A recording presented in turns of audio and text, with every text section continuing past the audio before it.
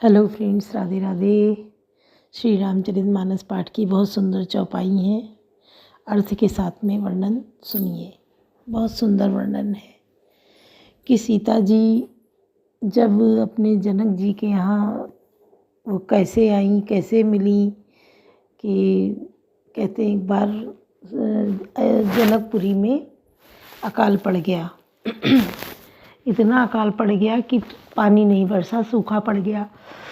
तो जब सूखा पड़ गया तो जनता सब त्राहि त्राहि करने लगी, पशु पक्षी इंसान सभी व्याकुल होने लगे पानी के बिना।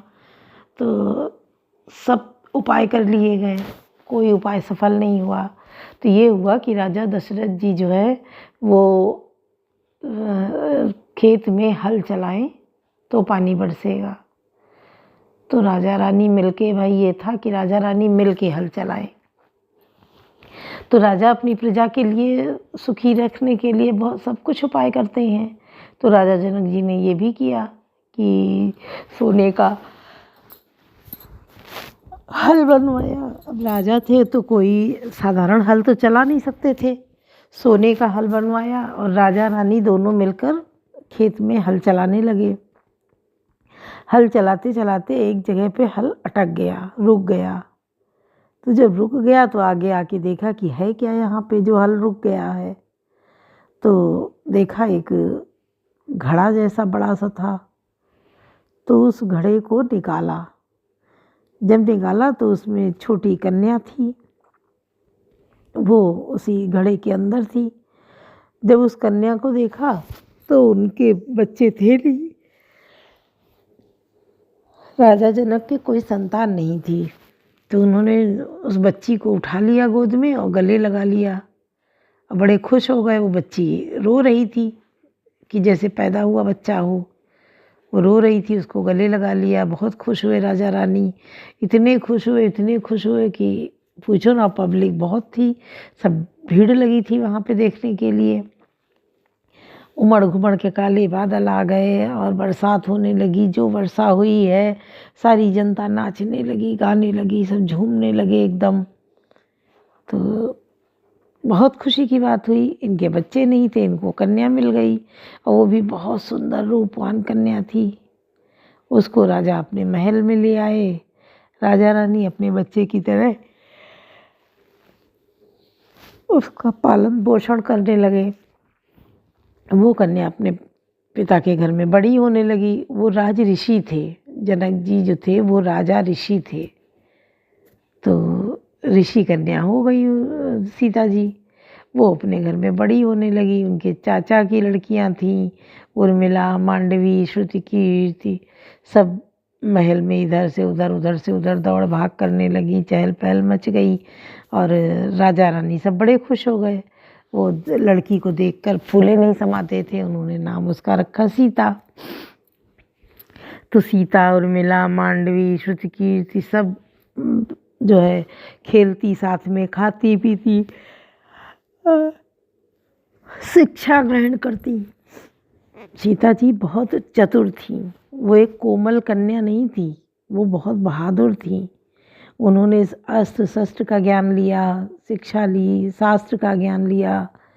अच्छा, जब इंसान के पास नॉलेज होता है, ज्ञान होता है, तभी वो किसी से शास्त्रार्थ कर पाता है और तर्क वितर्क कर पाता है, सही गलत का निर्णय ले पाता है।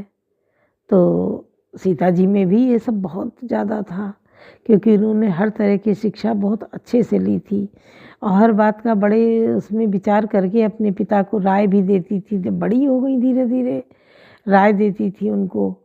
और राजा भी बड़े खुश होते थे क्योंकि इतनी सुंदर कन्या थी और इतनी मतलब हर गुण उनमें था, सर्वगुण संपन्न थी। तो धीरे धीरे बड़ी हो गई। तो उन्होंने राजा जनक जी के घर में शिव जी का धनुष था।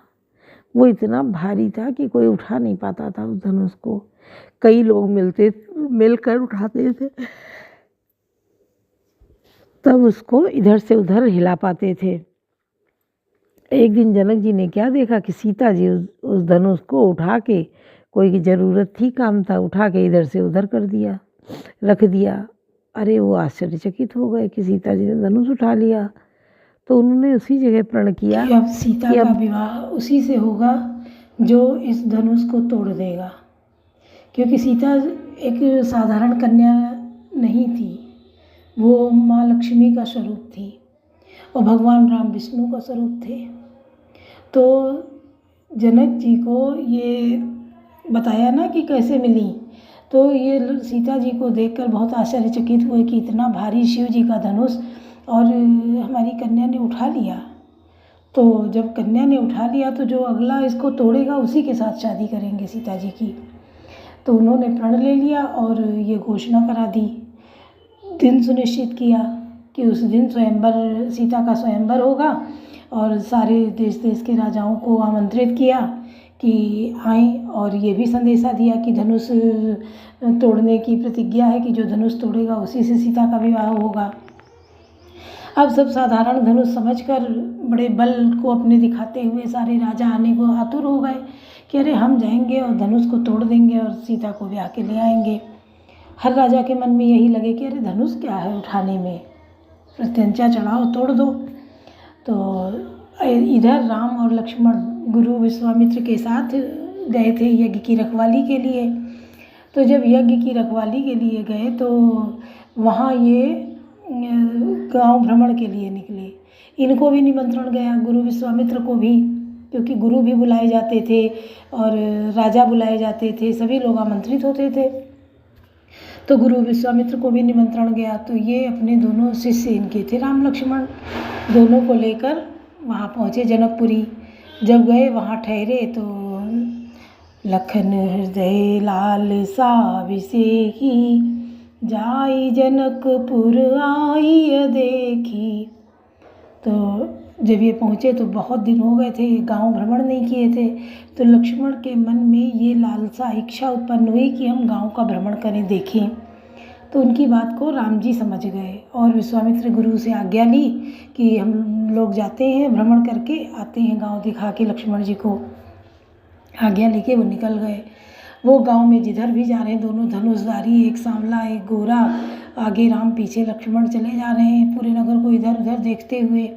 हर नर नारी मोहित हो रहा है, जो भी देख रहे हैं, बालक वृद्ध नर नारी सभी युवतियां जो थीं, मतलब बड़ी लड़कियां और नौ युवतियां बहुएं जो थीं, वो झरोखों से खिड़कियों से झांक झांक कर देख रही हैं और बड़ा मतलब वो कर रही हैं कि अरे ये कितने सुंदर हैं। और कोई जो जिनकी शादी नहीं थी वो तो विचार करें, अगर ये मेरे पति होते, ये मेरे पति होते तो कितना अच्छा होता। ऐसा सब विचार करके उनको अपने मन में ला रही हैं कि शादी कितनी अच्छा, कुछ सोच रही, अगर इनकी सीता जी से शादी हो जाए तो कितना बढ़िया होगा, और ये सीता के लायक हैं, इतने सुंदर हैं। और सब झरोखों से झांक रही, देख रही। तो बहुत सारी युवतियों ने ये कामना की। देखो, भगवान किसी की इच्छा को मारते नहीं हैं। सच्चे दिल से अगर भगवान को मानोगे, पाने की कोशिश करोगे, उनसे जो मांगोगे वो देते हैं। एक से एक राक्षसों ने एक से एक भयंकर वरदान मांगे, तपस्या की कठोर, फिर भयंकर वरदान मांगे, भगवान ने दिए उनको, किसी को ना नहीं किया। हाँ, उसका काट जरूर निकाल लिया। वो लोग ऐसा मांगते थे कि हम बिल्कुल अमर हो जाए, मरे ना, लेकिन भगवान उसी तरीके से उनका निकाल लेते थे तरीका, क्योंकि जो जन्मा है वो मृत्यु को प्राप्त होगा। यहाँ अमरता किसी को नहीं मिलेगी। पेड़ पक्षी पशु जानवर इंसान हर किसी को आज आया है तो कोई कल जाएगा, कोई परसों तो कोई साल भर बाद, कोई 10 साल बाद, सबका सुनिश्चित है समय जाने का। तो वही चीज़ ये थी कि सब जिन ने ये सोचा कि ये हमारे पति होते, तो द्वापर में जब कृष्ण जन्म लेते हैं तो वही गोपियाँ बनती हैं, 1008 रानियाँ बन जाती हैं। कोई उनकी सखी रूप में देखता, कोई पत्नी रूप में। तो कृष्ण जी के समय में सब वो वापस मिला है, जिसने जो भाव रख के देखा उसको उस भाव से भगवान कन्हैया जी मिले हैं। किसी को सखा भाव से मिले, किसी को 1008 वो थी और 16 पटरानियाँ थीं। तो ये सब इस तरीके से वो मिले, सबकी इच्छाएं पूर्ति की। तो भगवान राम जब देख कर वापस आते हैं तो यहाँ जनक जी मिलने पहुँचते, जब जानते हैं कि विश्वामित्र जी पधारे हैं तो वो उनसे मिलने जाते हैं। तो उतने में राम लक्ष्मण आते हैं नगर देखकर वापस। तो वो विश्वामित्र जी अपने अगल बगल बिठाते हैं और परिचय कराते हैं कि ये दशरथ नंदन राम हैं और ये उनके लघु भ्राता लक्ष्मण जी हैं। ये हमारे पास यज्ञ की रखवाली के लिए आए थे, तो हम इनको भी अपने साथ लाए हैं। अरे दशरथ जी देखकर इतने मोहित हो जाते हैं, उनके मन में भी आ जाता है कि काश सीता की शादी इन्हीं राम से हो जाती तो कितना अच्छा होता।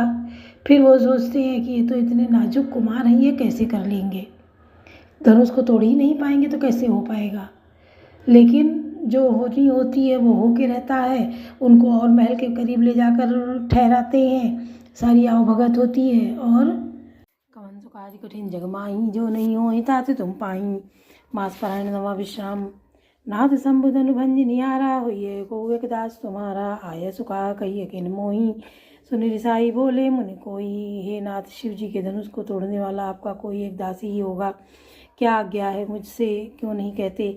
यह सुनकर क्रोधी मुनि रिसा कर बोले, सेवक सोचो करे सेवकाई, अरि करनी करी करी लड़ाई, सुनो राम जय से धनु तोरा, सहस बाहु सम सोरी पुमोरा। सेवक वह है जो सेवा का काम करे, शत्रु का काम करके तो लड़ाई ही करनी चाहिए। हे राम सुनो, जिसने शिव जी के धनुष को तोड़ा है वह सहस्र बाहु के समान मेरा शत्रु है। सो बिलगाऊं बिहाई समा जानत मारे जइए सब राजा, सुनियो निवचन लगन मुस्काने, बोले परसु धरई अपमानी, या वह इस समाज को छोड़कर अलग हो जाएगा, नहीं तो सभी राजा मारे जाएंगे। मुनि के वचन सुनकर लक्ष्मण जी मुस्कुराए और परशुराम जी का अपमान करते हुए बोले, बहुधनु ही तोरी लरिकाई, कबहू न सिर कीन गुसाई, यही धनु पर ममता के हेतु, सुनि रिसाई कह रघुकुल केतु। हे गोसाई, लड़कपन में हमने बहुत सी धनुइयाँ तोड़ डाली, किंतु आपने ऐसा क्रोध कभी नहीं किया। इसी धनुष पर इतनी ममता किस कारण से है। यह सुनकर रघुवंश की ध्वजा स्वरूप परशुराम जी कुपित होकर कहने लगे, कवन सो काज कठिन जग माही, जो नहीं होई तात तुम पाई, रे नृप बालक काल बस बोलत तो न संभार, धर्मी समते पुरार धनु विदित सकल संसार, कवन सो काज कठिन जग माही, जो नहीं होई तात तुम पाई। अरे राजपुत्र, काल के बस होने से तुझे बोलने में कुछ भी होश नहीं है। सारे संसार में विख्यात शिव जी का यह धनुष क्या धनु ही के समान है। लखन कहा हंसी हमरे जाना, सुनो देव सब धनुष समाना, काचति लाभ जून दन तोरे, देखा राम नयन के भोरे। लक्ष्मण जी ने हंसकर कहा, हे देव सुनिए, हमारे जान में तो यह सभी धनुष एक ही से हैं, पर पुराने धनुष के तोड़ने में क्या हानि लाभ। श्री रामचंद्र जी ने तो इसे नवीन के धोखे से देखा था। छुअत टूट रघुपति न दोषु, मुनि बिनु काज करिए कत दोषु, बोली चितई परसु की ओरा, रेसठ सुने सुभाव न मोरा। फिर या तो छूते ही छूट गया, इसमें रघुनाथ जी का कोई दोष नहीं है। मुनि आप बिना ही कारण किस लिए क्रोध करते हैं। परशुराम जी अपने फरसे की ओर देखते हुए बोले, अरे दुष्ट, तूने मेरा स्वभाव नहीं सुना। बालक बोले, बंधु नहीं तो ही, केवल मुनि जड़ जान मोही, बाल ब्रह्मचारी यति कोई, विश्व क्षत्रिय कुल रोही। मैं तुझे बालक जानकर नहीं मारता हूँ। अरे मूर्ख, क्या तुझे मेरा निरा मुनि ही जानता है। मैं बाल ब्रह्मचारी अत्यंत क्रोधी हूँ, क्षत्रिय कुल का शत्रु तो विश्व भर में विख्यात हूँ। भुज बल भूमि भूप बिनुकीनी, विपुल बार मई देवन दीनी, सहस भाव भुज छेद निहारा, परस बिलोक मही कुमारा। अपनी भुजाओं के बल से मैंने पृथ्वी को राजाओं के रहित कर दिया और बहुत बार उसे ब्राह्मणों को दे डाला। हे राजकुमार, सहस्रबाहु की भुजाओं को काटने वाले मेरे इस फरसे को देख। कवन सो काज कठिन जग माही, जो नहीं होई तात तुम पाही, मात पितई जन सोच बस, करिश्मई किशोर, गर्भन के अर्भक दलन, परस मोर अति घोर, कवन सो काज कठिन जग माही, जो नहीं होई तात तुम पाही। अरे राजा के बालक, तू अपने माता पिता की सोच के बस न कर। मेरा फरसा बड़ा भयानक है, यह गर्भों के बच्चों का भी नाश करने वाला है। ब्यास लगन मोले मृदवानी, अहो मुनीस महाभटमानी, पुनि पुनि मोहि दिखाओ कुठारू, चाहत उड़ावन फूकी पारू। लक्ष्मण जी हंसकर कोमल वाणी से बोले, अहो मुनीश्वर, तो आप अपने को बड़ा भारी योद्धा समझते हैं, बार बार मुझे कुल्हाड़ी दिखाते हैं, फूंक से पहाड़ उड़ाना चाहते हैं। यहाँ को मणबतिया को नाई, जे तर्जनी देखी मर जाई, देखी कुठारू सरासन बाना, मैं कचुका सहित अभिमाना। यहाँ कोई कुमड़े की बतिया छोटा कच्चा फल नहीं है, जो तर्जनी सबसे आगे की उंगली को देखते ही मर जाती है। कुठार और धनुष बाण देखकर मैंने कुछ अभिमान सहित कहा था। भ्रगसुत समुझ जनेऊ बिलोकी, जो कछ कहूँ साऊं ऋषि रोकी, सुरमई सुर जन रुगाई, हमरे कुलिर पर न सुराई। रघुवंशी समझकर और यज्ञोपवीत देखकर तो जो कुछ आप कहते हैं उसे मैं क्रोध को रोक कर सह लेता हूँ। देवता, ब्राह्मण, भगवान के भक्त और गौ, इन पर हमारे कुल में वीरता नहीं दिखाई जाती। बंदे पापु अपकीरत हारे मारत हूँ, पापरिय तुम्हारे, कोटि कुलिस संवचन तुम्हारा, व्यर्थ धनु धनु बाण कुठारा। क्योंकि इन्हें मारने से पाप लगता है और इनसे हार जाने पर अपकीर्ति होती है, इसलिए आप मारे तो भी आपके पैर ही पड़ना चाहिए। आपका एक एक वचन ही करोड़ों वज्रों के समान है। धनुष, बाण और कुठार तो आप व्यर्थ ही धारण करते हैं। कौन सो काज कठिन जग माही, जो नहीं होई तात तुम पाई, जो विलो के अनुचित कहो, चमो महामुनिधीर। सुनि सरोस भृगवंश मने, बोले गिरा कबीर, कवन सो काज कठिन जग माही, जो नहीं होई तात तुम पाई। इन्हें धनुष, बाण और कुठार को देखकर मैंने कुछ अनुचित कहा हो तो उसे हे धीर महामुनि क्षमा कीजिए। यह सुनकर भृगुवंश मणि परशुराम जी क्रोध के साथ गंभीर वाणी बोले, कौशिक सुनो मंदयो बालक, कुटिल काल बस निज कुल घालक, भानुवंश राकेश कलंको, निपट निरंकुश अबुध असंको। हे विश्वामित्र सुनो, यह बालक बड़ा कुबुद्धि और कुटिल है, काल के वश होकर यह अपने कुल का घातक बन रहा है। यह सूर्यवंश रूपी पूर्णचंद्र का कलंक है। यह बिल्कुल उद्दंड, मूर्ख और निडर है। काल कबल हुई है छन माही, कहो पुकारी खोरी मोहि नाही, तुम हट कहूँ जो चाहूँ उबारा, कही प्रताप बल रोष मारा। अभी क्षण भर में यह काल का ग्रास हो जाएगा। मैं पुकार कर कह देता हूँ, फिर मुझे दोष नहीं देना है। यदि तुम इसे बचाना चाहते हो तो हमारा प्रताप, बल और क्रोध बतलाकर इसे मना कर दो। लखन कहो सुन मुनि सुजस तुम्हारा, सुमय छत को बर नहीं पारा, अपने मुँह तुम आपन करनी वार, अनेक भांति बहु बरनी। लक्ष्मण जी ने कहा, हे मुनि, आपका सुयस आपके रहते दूसरा कौन वर्णन कर सकता है। आपने अपने ही मुँह से अपनी करनी अनेकों बार बहुत प्रकार से वर्णन की है। नहीं संतोष तपुनि कछु कहूँ, जनि ऋषि रोक दुसा दुख साहूँ, वीर वृति तुम धीर शोभा, गारी देत न पाऊँ शोभा। इतने पर भी संतोष न हुआ तो फिर कुछ कह डालिए। क्रोध रोक कर असहाय दुख मत सहिए। आप वीरता का व्रत धारण करने वाले, धैर्यवान और क्षोभ रहित हैं, गाली देते शोभा नहीं पाते। कवन सो काज कठिन जग माही, जो नहीं हो तात तुम पाही, सूर समर करनी करें कई न जना वही, आप विद्यमान रन पाए रिपो, कायर कथई प्रताप। कवन सो काज कठिन जग माही, जो नहीं हो तात तुम पाही।